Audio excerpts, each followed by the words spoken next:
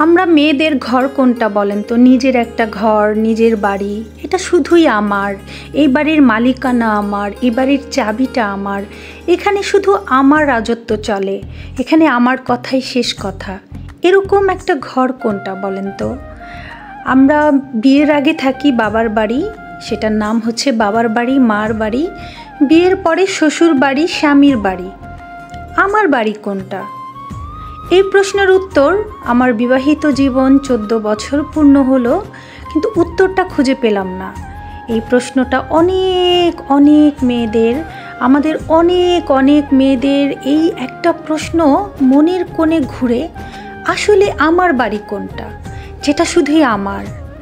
আচ্ছা, এই যে আমরা বলি সন্তান আমার, সংসার আমার, স্বামী আমার, হ্যাঁ আপাত দৃষ্টিতে সবই আমার, কিন্তু দেখেন তো এখানেও কিন্তু ভাগ বাটোয়ারা আছে। বাবা মার 2-3টা ছেলে মেয়ে, তো বাবা মা আমার একার না, আমাদের সব ভাই বোনের। স্বামী আমার ঠিক আছে, কিন্তু দিন শেষে কি আমার? সত্যি কি আমার? সন্তান আমার ঠিক আছে, তারপরও সে তো আমার স্বামীরও সন্তান। আমার কোনটা পৃথিবীতে? আমার তোমার কি কোনটা কার কি, এই হিসাবগুলো না একেবারে অধরাই থেকে গেল। সত্যি কথা বলতে আমার তোমার আমি তুমি এটার কোনোই উত্তর হয় না। প্রকৃতি আমাদেরকে যেদিকে ধাবিত করে, যেভাবে পরিচালিত করে, আমরা সেইভাবেই পরিচালিত হই, সেভাবেই আমাদের জীবনযাত্রা এগিয়ে যায়। তবে জীবন যেভাবে সুন্দর সেইভাবেই উপভোগ করাটাই হচ্ছে আমার। উপভোগ করার দায়িত্বটা আমার, উপভোগ করার মন মানসিকতা তৈরি করে নেওয়াটা আমার। কেউ কি আমাকে ভালো রাখতে পারবে? কেউ কি আমাকে জোর করে খারাপ রাখতে পারবে? সমস্তটাই আমি দায়িত্বটা নিয়ে নিই না? ছোট্ট একটা জীবনের চাওয়া পাওয়া সমস্তটা কিন্তু মিলে যায় না আমাদের। এগুলো মেলাতে মেলাতে জীবনটা দেখা যাবে একেবারেই শূন্যের খাতায় চলে এসেছি। প্রাপ্তির খাতাটা শূন্য, চাওয়াটা শূন্য, পাওয়াটা শূন্য। সব কিছু মনের মতো করে নিতে গেলে না জীবনটা শেষ হয়ে যাবে, মনের মতো করে কোনো কিছুই আর হয়ে উঠবে না জীবনে।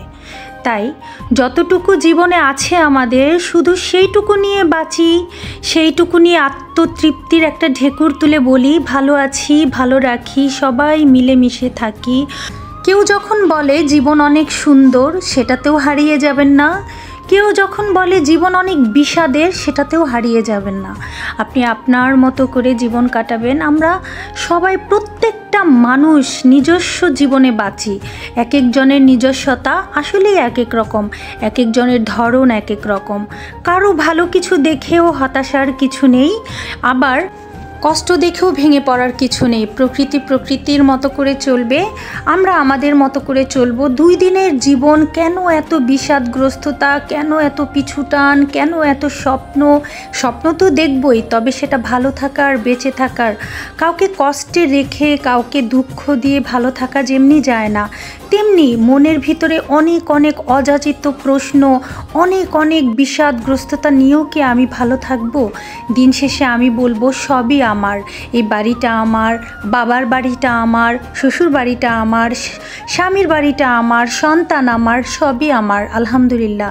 দেখেন, আমার যে জীবনটা নিয়ে আমি অনেক বড়াই করছি, এই প্রাণটা কি আমার? প্রাণটাকে আমি তৈরি করতে পারবো?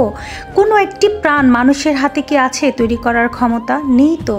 প্রাণটাও তো আল্লাহর। তো আল্লাহর দেওয়া প্রত্যেকটা নিয়ামতকে আমরা উপভোগ করব।